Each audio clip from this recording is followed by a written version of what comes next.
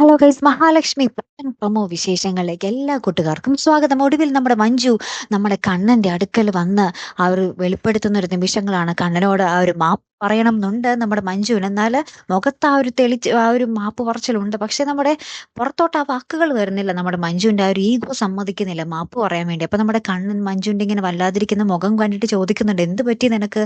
നിന്റെ ഭർത്താവിന്റെ കൊള്ളരുതായ്മ വല്ലതും നീ അറിഞ്ഞു തുടങ്ങിയോ? നിങ്ങളുടെ ജീവിതത്തിൽ വല്ല താളപ്പിഴകൾ വന്ന് തുടങ്ങിയോ എന്നിങ്ങനെ നമ്മുടെ കണ്ണൻ എടുത്തെടുത്ത് ചോദിക്കുന്നുണ്ട്. അപ്പൊ മഞ്ജു എന്തൊക്കെയോ ഇങ്ങനെ പറയാൻ വേണ്ടി വരുന്നുണ്ട്.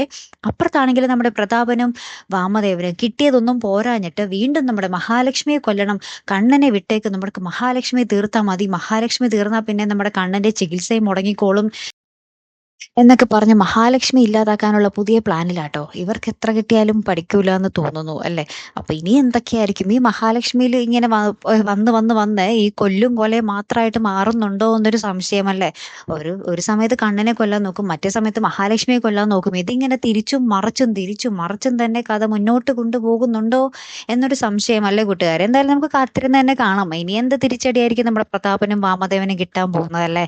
നമുക്ക് നോക്കാം. അപ്പൊ അടുത്തൊരു വീഡിയോയുമായി വരുന്നത് വരേക്കും ഗുഡ് ബൈ.